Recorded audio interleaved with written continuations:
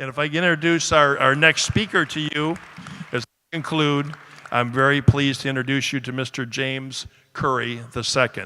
James is a 2012 graduate of Everett High School.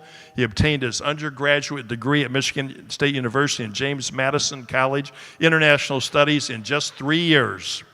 In just 3 years. He's currently now in his second year at Cooley Law School, and obviously we're very proud of him as a Lansing Promise Scholar. Thank you for today. Let's please welcome Mr. James Curry. Thank you.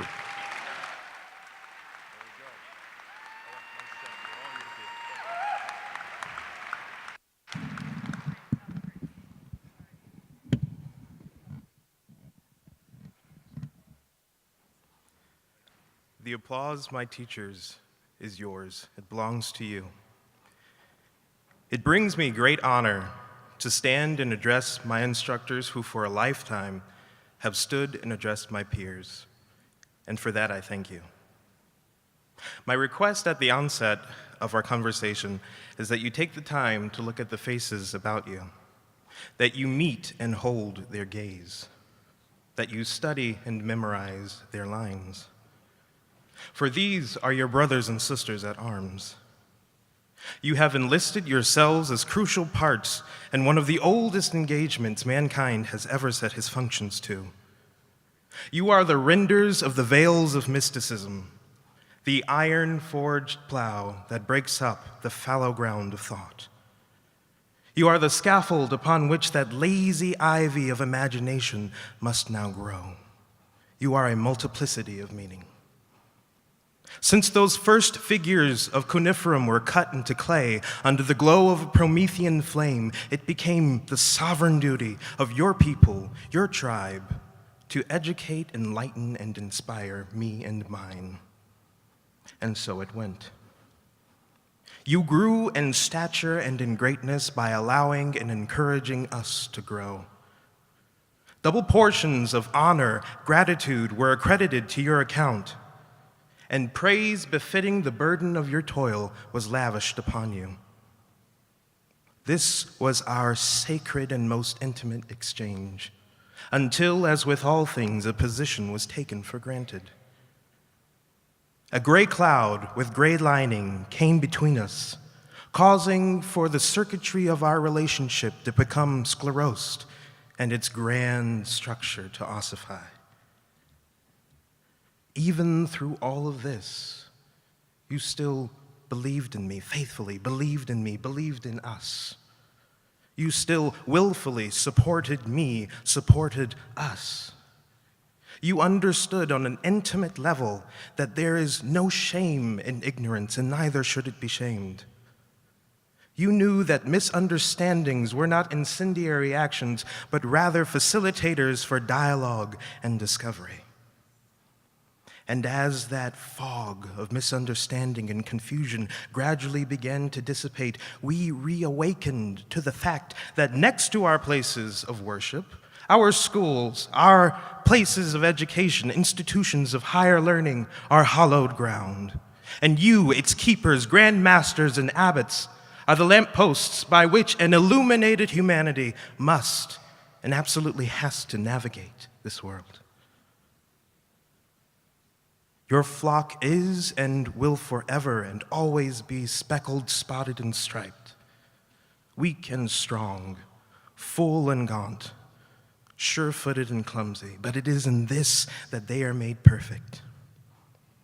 It takes your eye, your Estrada eye, your McGonagall eye, your Robinson eye, your Billings eye, your Konietzko eye, your Barcarsel eye, your Hunter eye, your Carl eye, your Leroy eye, your Jones eye, your Knapp eye, your Mateo eye, your Stark eye, your McCarthy eye, your Hazlitt eye, your Cousins eye, your Carruthers eye, your Hightower eye, your Collins eye, your Johnson eye, your Duprestian eye. It takes your eye to see and coax every bit of potential out of each and every one of us, as you have done for me. You are and must be ambidextrous, with one hand preparing us for an unwelcoming world and with the other protecting our innocence. planting good crops and fattening herbs while salting portions of our earth so that no weeds and toxicities take hold. You understand that the boundaries of your rooms, classroom, lunchroom, gymnasium, ends and begins the only home for some of your students. And so you must augment your form to be mother, father, sister, brother, aunt, uncle, friend to everyone and all. You are a Renaissance people, anointed, ordained, and called.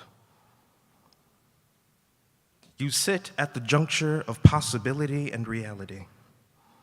You instruct at the crossroads of history and fiction. It is your finger that measures the pulse of society, and it is by your words that you establish us the hues by which we may illustrate the future.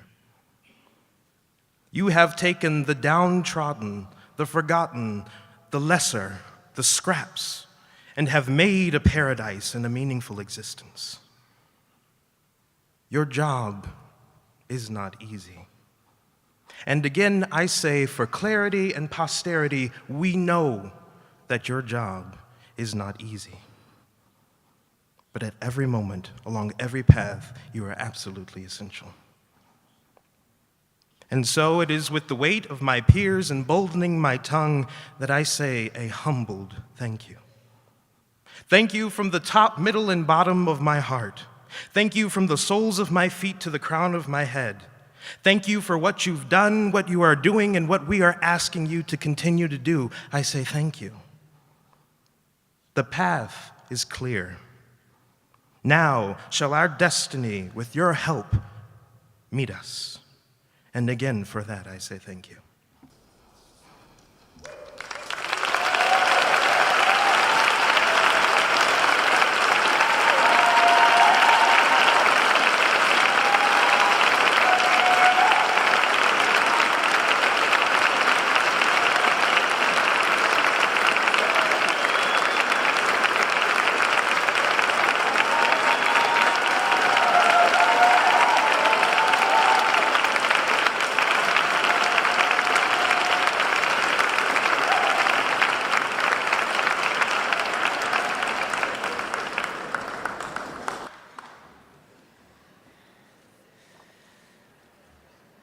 Okay, why did you make me follow James? That was incredible. Did he miss any Everett teachers? All the I's were dotted, right? That was amazing, James. Thank you. One of us.